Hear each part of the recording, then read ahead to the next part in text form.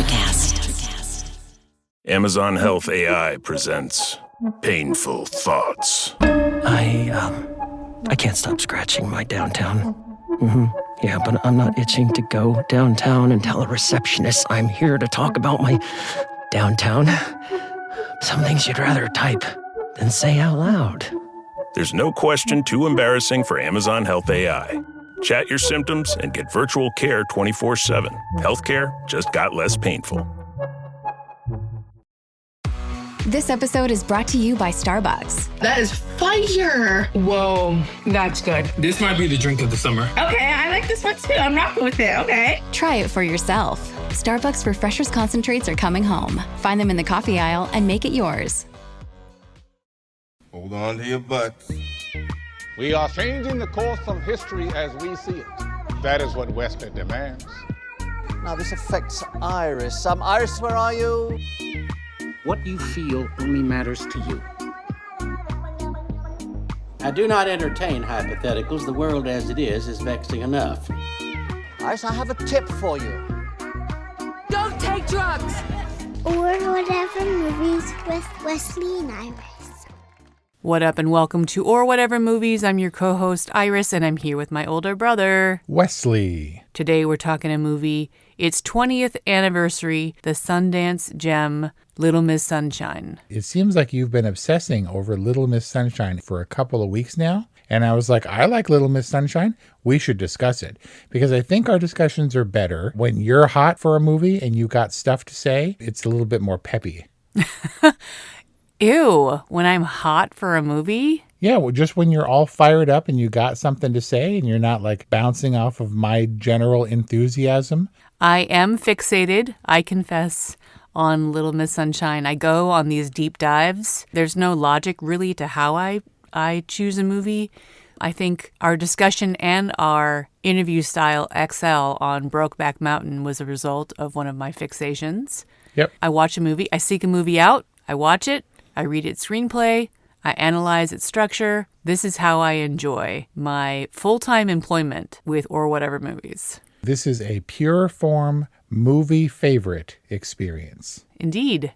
Little Miss Sunshine. How is it that Steve Carell, circa 2006, looks both older than ever and yet somehow more vibrant than, like, he looks older then than he does now? Well, Uncle Frank wears his trauma on his face. He's just been through heartbreak, attempted suicide, and now, somehow, after all of that, he's hit rock bottom with the Hoover family. It's pretty bad, but he's still running and doing that weird choppy Steve Carell arm run. It's like Steve Carell doing his impression of Tom Cruise when he runs. And he's like pushing buses and stuff. Like my right wrist is kind of honked up. And I wouldn't want to be pushing buses, let alone with like bandages and, you know, scars or whatever, like suicide stuff going on. He's pretty physical in this movie, I guess. Well, I mean, you have to be both mentally and physically fit to be the #1 Proust scholar in the world and gay. Yeah, the foremost and gay, like, because gays pay particular attention to physical fitness. I mean, it's stereotypical, but they are often not slovenly. Okay. But yeah, this is a movie of skinny dudes trying to pump up. Paul Dano is like all physically disciplined and like his first shot of him is bench pressing and then he's doing sit-ups and stuff. I'm sorry, how did you pronounce his name? Paul Dano. I should know by now because we went over the pronunciation, and this is in fact our 5th Paul Dano film discussion. Iris, go. What are the others? We may have some gaps in Or Whatever Movies coverage, but Paul Dano is not one of those gaps. Little Miss Sunshine. 1. There will be blood. 2. The Steven Spielberg movie. Yes. Les Fablements. Was that 4 or 3? That was 3. Nice try. Okay, what are the last 2? Matt Reeves is the Batman. Oh, with him as Riddler? Yep. And 12 Years a Slave. As what? He was Tibbets, the guy who was antagonizing Solomon. Tibbets, the antagonizer. But a clown car yellow bus packed with a strong cast. I mean, not as far as Quentin Tarantino is concerned. Paul Dano being his most weak sauce actor, his least favorite. That's inside thoughts, Quentin. Inside thoughts. But also outside of the packed yellow bus. Did you notice, because I noticed for the first time, a movie universe parallel in Little Miss Sunshine outside of the bus? By movie universe, you mean, well, I guess they were both in a movie. No, they weren't. I don't think Dean Norris was in El Camino. You mean Breaking Bad, right? Yes. Yeah. That was so crazy. Coincidence? Well, it must have been. I don't think that Bryan Cranston and Dean Norris knew each other because this was 2 years before Breaking Bad. It was strange, though, that they were both in the Midwest, because Breaking Bad was supposed to shoot out of LA, and then they got super tax breaks for New Mexico, and so that both of these would be in the desert for Little Miss Sunshine. I mean, in this case, I guess it was Arizona where he met Stan Grossman. And then the cop pulled him over somewhere. But it felt like New Mexico, which is weird, which is where the bus started, which is where Breaking Bad takes place. Where he also played a cop. Dean Norris played a cop, Asac Schrader. Sweetums. What does he say? Sweet stuff. Oh, God. It's so awkward. So when it comes to quirky, funny comedies like this in real life scenarios where it's implausible, well, I mean, there's a lot about Little Miss Sunshine that's implausible. One of the most obvious being that the cop wouldn't see the shaped dead body in the back of the bus and would pick up the magazines and be so enthralled and thrilled that he talked for like 30 seconds about how sweet that ass was in front of the family or whatever. But my favorite part was not yeah, that's sweet. That's sweet. He's like, oh, you like this? Yeah, God bless you.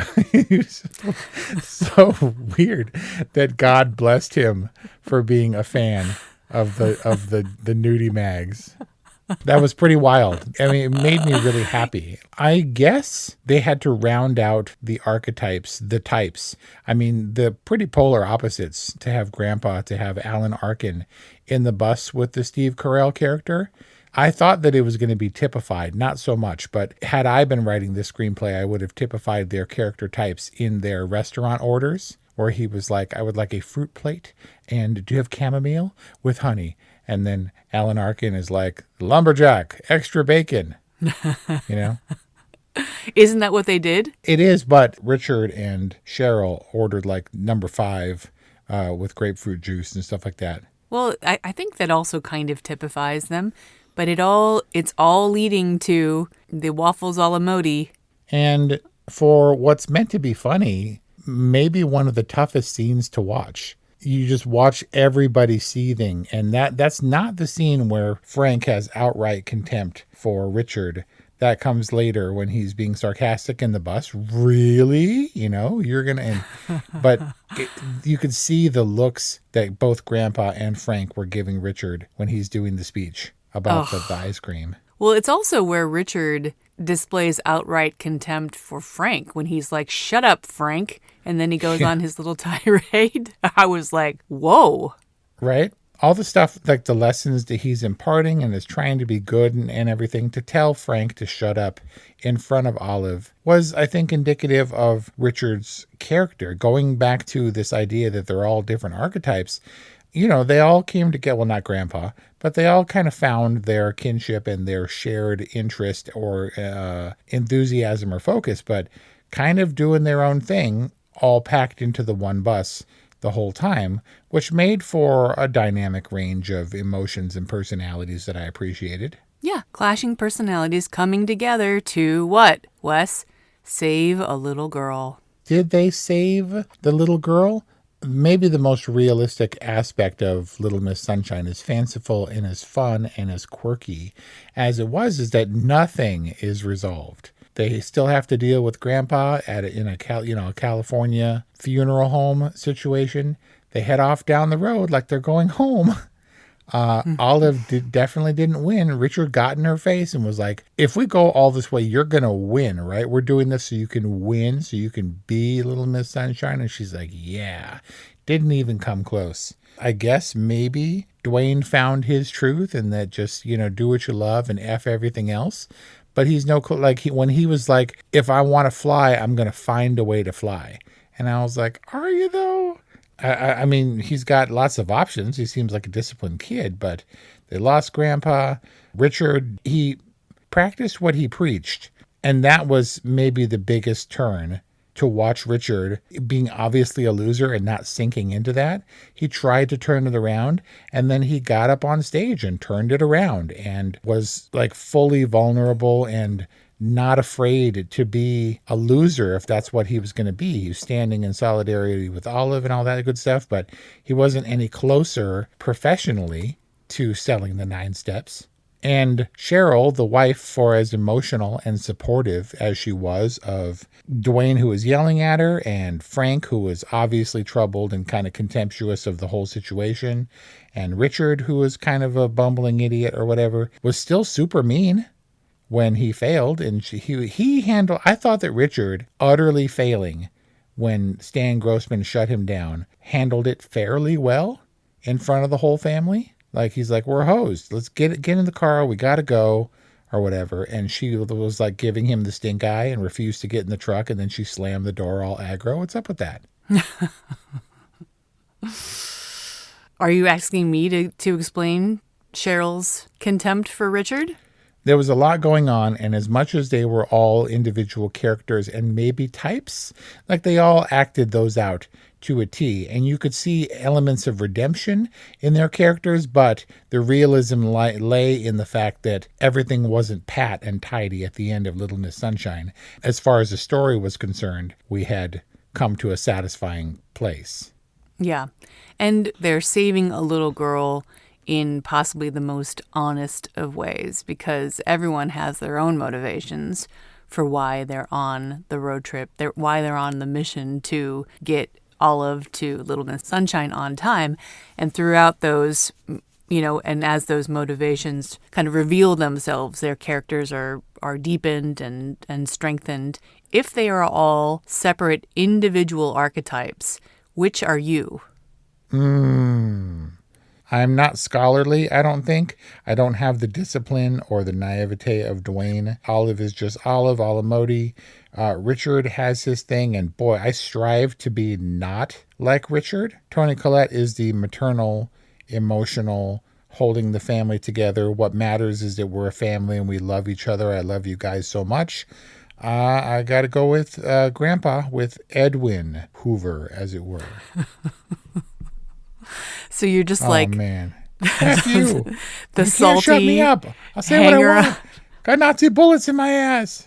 Here we go again with the Nazi bullets. So you're an Edwin. I'm not surprised. I'm just saying. This means that you have one firmly in place, that you realize you're obviously a Frank. That's what you think of me? No, I'm just saying you have one in place. Which one are you? I'm a little contextual when it comes to these things, and a little chameleonic. So it really depends on context. But I'll say in my home life, I'm a Cheryl. But oftentimes with my kids, I'm a little bit ashamed to say that I'm a Frank. Or not a Frank. I'm a Richard. But I think externally, I'm often, probably to an annoying extent, a wannabe Frank. Is the idea of Little Miss Sunshine, all these differing personalities in the bus united for one purpose, a metaphor for a single person with a broad range of emotions and fears and desires going through life, trying to reconcile yourself with yourself? I guess in the sense that a family really is a unit, and in this particular case, they're united by a purpose, even if they have conflicting motivations. But yeah, it can be as complicated, as one person with issues, I guess. They don't come to the decision of everyone going on the Little Miss Sunshine road trip together easily. But I believe it when I see that there really is no other choice. Well, yeah, for everyone except for Olive, this is either the worst moment of their life or immediately following the worst moment of their life. Maybe for Grandpa, maybe the Nazi bullets, receiving the Nazi bullets was the worst time. But this is definitely the darkest part of his life. This is what it is. It's the Little Miss Sunshine and life in general. Why it's relatable is because it's managing family, and you can be like total silence and I hate everyone for 9 months of an imposed vow, and then when your plan falls apart through no fault of anyone else, then you explode. I hate you people, divorce, bankrupt, suicide, F all you people and stuff. And then he can apologize and they're like, it's cool, get in the van. And then he has a heart-to-heart with Frank later on, it's like, family's crazy. And as Adele put it, just because you said it don't mean that you meant it. Just because you heard it don't mean that I said it, or however she tries to justify that. That scene was supposed to take place and was shot as a surfing scene out in the water. Everyone is surfing. Olive is like surfing by and stuff. No. Instead of going to the pier, Frank and Dwayne go surfing. That's really weird. I don't think you're supposed to get those bandages wet, let alone with salt water. You know how dirty the sea is? It's supposed to be, it's cleansing in every possible way. No, fish pee in you every day. Thanks, Moana. So would you have gotten up and done the dance at the end? This is going to be an extremely busy month. I have to watch 104 soccer games, follow the pregame, the postgame, yell useless opinions at the TV. It's a lot. So I knew that when it comes to screening for colon cancer, the choice was clear. The Cologuard Plus test. It can be used at home and can only take 15 minutes, so I can do it during halftime and not miss any action. If you are 45 or older and at average risk, ask your healthcare provider about screening for colon cancer with the Cologuard test. You can also request a prescription at Cologuard.com. Adobe Firefly is the all-in-one creative studio with AI-powered image and video editing for today's creative process. Built for creators of every kind, Firefly helps you generate, edit, and experiment fast. Because the asks aren't getting smaller, the budgets aren't getting bigger, and the timelines, still tight. With all the best creative AI models in one place, Firefly brings your ideas to life. Unlock a better way to make with Adobe Firefly. I was like, okay, no, it's silly that, and even Kelly said this time around, what kind of mother would just assume, would not check the routine, would never once glimpse or vet before driving your kid 600 or 800 miles to perform it on stage in front of people. A mother like Cheryl who is besieged. I would like to say that I would have gotten up there, but it never really hit me. I was like, it's cute, and wow, she learned all the moves, and it's totally fun, and the big smile on her face shows her obliviousness, and everyone else is all like pissy and consternated and stuff, and I was like, well, Olive's just doing her thing. Oh, it's sweet that everybody's backing her play, and maybe it's, not the best move for her emotional growth and development to not point out that maybe some things would be inappropriate, but it was fine. It was fine. And then I watched it this time around, and I don't know how, I can't justify it, and I'm afraid you're going to pin me to the wall with it. I was super emotional when they got up on stage, and I was like, no, that's hard. And they were doing dumb dances, and Richard looked so impossibly awkward in his khaki shorts and his tucked in belt shirt with the belt and stuff. And to see Dwayne get up there and do those weird hip thrusty things. And Steve Carell is known for that awkward, stiff, white guy, 40-year-old virgin Dan in real life dance that he does. But everyone else, I would have been surprised to see them get up.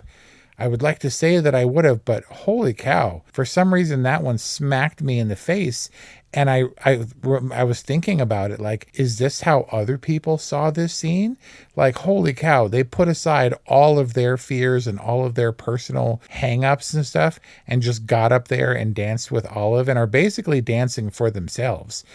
All they did was surround her to prevent that creepy dude from pulling her off the stage, Yeah. But they weren't helping with the choreography. They were dancing for themselves. And that's not what made me emotional. It was just this idea that they were all kind of coming together. And the fact that I got emotional in the creepiest scene I can call to mind, like the faces I was making up until that emotional breakthrough would have been Insta-worthy. Well, are you saying that you cringed more in the dancing than in other scenes at Little Miss Sunshine? This whole movie is one giant cringe. The fact that they kept showing Richard's face, who's there to support Olive, and he's looking around in wonder at the freak show that is the Little Miss Sunshine pageant. It's the stuff like this for this movie that I recognize. The fact that they said that they didn't have permits or anything. It's like, it's such beautiful kind of independent filmmaking. They got on the bus and they got on the highway and he was like, I guess I'm driving. They weren't wearing seatbelts. You can see Grandpa transfer from the back to the front to talk to Richard and stuff. They're all hanging around just driving and filming and stuff. And then they cobbled together. There was like 50 people from real pageants who were like, this is Little Miss Sunshine. This is going to be a movie about beauty pageants. And the real beauty pageant people are like, ooh, I want to be in it. We should go, honey. And you could be a part of it and you can do your real act. That might have been their real names. I'm not saying that some of them weren't acting, but those were real little beauty pageant contestants. That guy, it was like the best. If he was an actor, he was the best creepy looking, like singing America the Beautiful over their shoulder, all in their faces. It was horrific. And the little smile that he's doing with the weird Pennywise hairline, I was like, oh God, it is so cringy. And he's looking around in terror, and that is absolutely real. Like those little girls who are like 30 now are doing their real thing and didn't know, I don't think, at the time, how much they were going to be ridiculed. All of which you can see on Frank's face. Are they ridiculed? Come on. I don't think so. You think so? Frank and Dwayne, they're like, we should go back.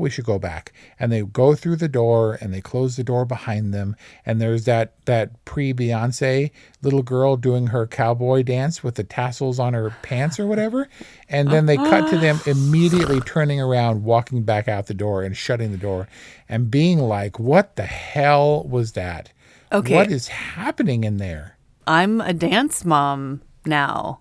And it's a lot of work, especially for the kids, but also for the parents. I don't know that these kids are being ridiculed. I think that they are different than Olive, and we are firmly on the Hoovers. We're firmly on the Hoovers side, right? But, I've had some time to think about what makes these things so weird. And it's when they do edge on being not only sexualized, but like hypersexualized. That's really weird. They had a bikini bikini portion. Bathing suit contest. Yes. That's pretty weird. I wonder if that actually happens in beauty contests. Maybe it does. There was one little girl who had like the most beautiful, like scrunchiest little face, who for 100% that she's a beauty contestant.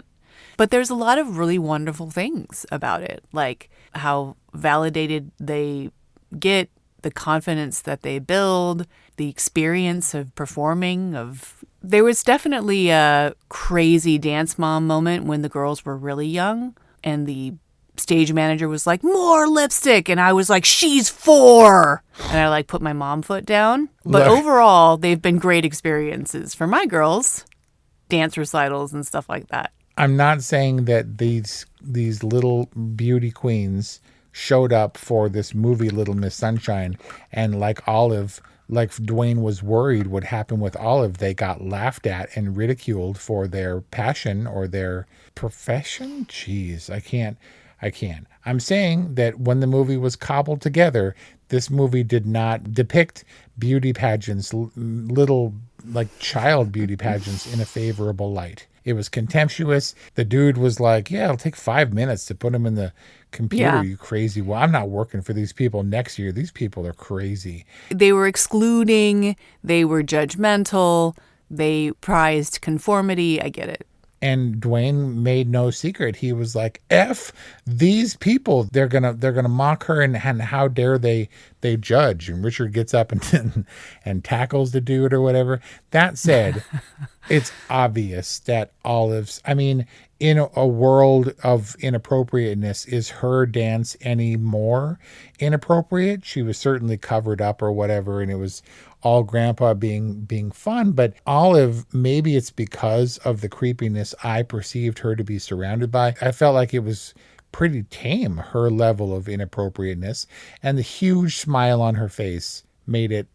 There was no part of the Olive routine in that context that felt creepy to me, either by her or any of the filmmakers, or even by Grandpa. Was it appropriate? Probably not.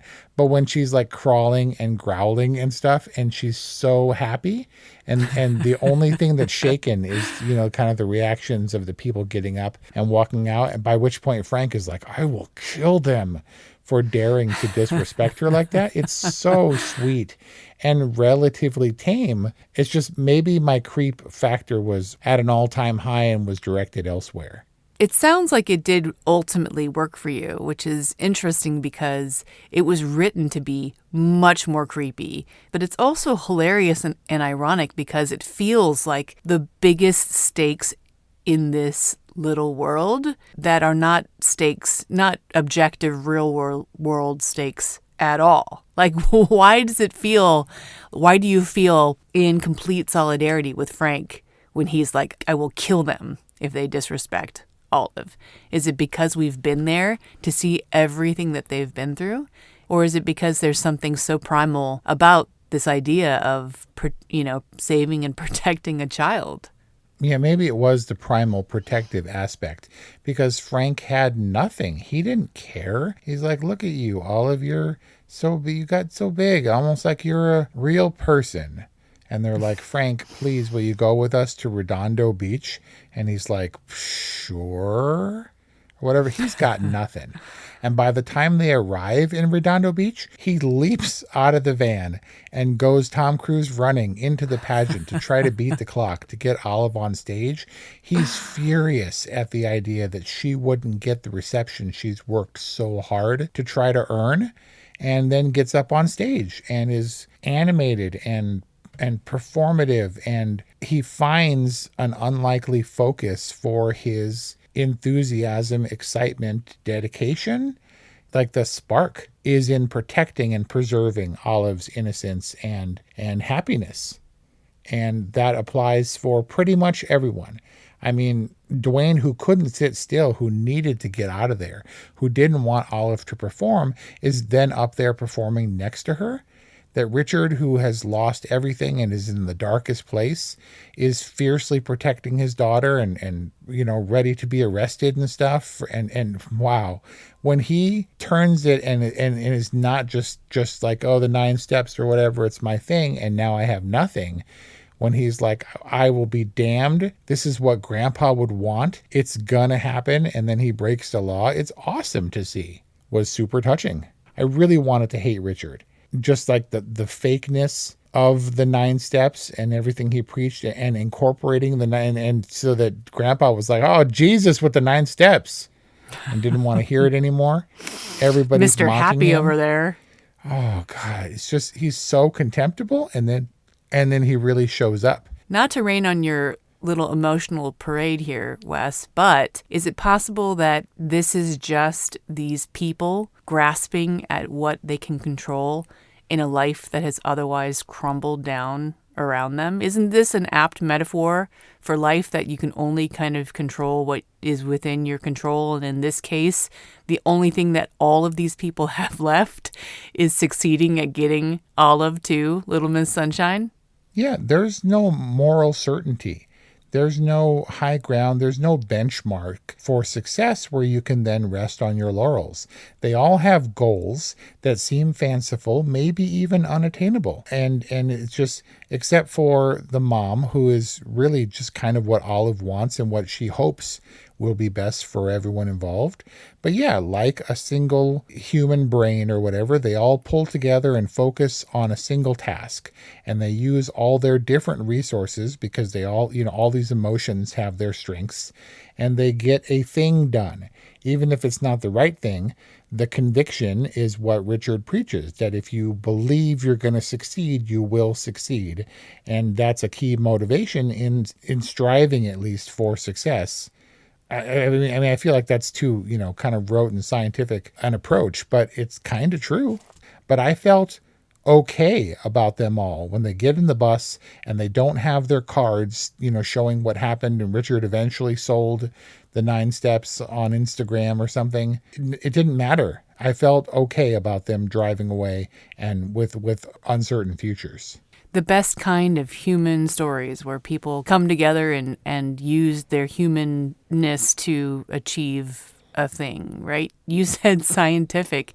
Isn't this the beauty pageant version of The Martian, where people come together and the goal is Little Miss Sunshine or getting Mark Watney off of Mars is kind of the MacGuffin. Isn't it just about the people and the ingenuity that they bring and coming together and all that makes it good and emotional? For sure. Is it possible that Little Miss Sunshine, now that I'm thinking about it, is about midlife crisis? Let's put Richard in the driver's seat in this case. He has problems with his wife, problems with his wife's family in Dwayne. He's losing his dad. He's losing his business. His kid is kind of, without him knowing, growing beyond his control. He doesn't have a handle on what Olive is really up to.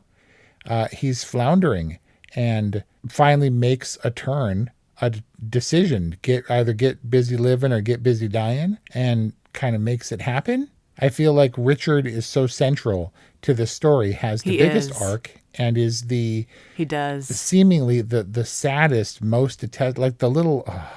the outfit and the New Balance and the khaki. It's so painful. And the cell phone holster. And, I was surprised because Greg Kinnear plays both hateable and likable in such equal measure. Maybe the biggest surprise for Little Miss Sunshine for me. I can't get away from him as being the main character of sorts, and he was maybe the least shiny personality. And well, it definitely starts off as one of the most detestable, but in my case, I definitely do relate to, I for sure relate to Cheryl and to Richard in kind of in equal parts, really. And I think highlights one of those aspects of midlife crises that we don't talk about too much, that idea of being in your sandwich phase of life. Sandwich phase. Yeah, where you're caught between raising kids who are completely dependent on you and aging parents who become very dependent on you, in some cases completely dependent on you. And it's like coming at you from every side. You get clamped in this vice, and how much room is there for yourself and for these dreams that you have that start fading away. Like, that's rough, dude. That's rough stuff. Yeah, you just got to pretend to be normal. I feel for them. I feel for Cheryl and having your hapless brother that you have to drag around. I feel for the brilliant tortured brother. I feel you. I did find unexpected stuff, and there was a great stunt. There's great stunt work. That bus was on 2 wheels on a couple of occasions. When they were crashing through the parking lot and stuff. Yeah, when he has to take the U-shaped driveway at 30 miles per hour. Yeah, there was action, and there was crime, and there was death, and there was emotional trauma, and there was graphic nudity, and there was Breaking Bad stuff happening. Man, a little bit of something for everybody in Little Miss Sunshine unexpectedly. And that's our discussion on Little Miss Sunshine from 2006. Check out our 400-plus discussions at orwhatevermovies.com, wherever you get podcasts. Thanks for listening. We'll see you next time. TriCast.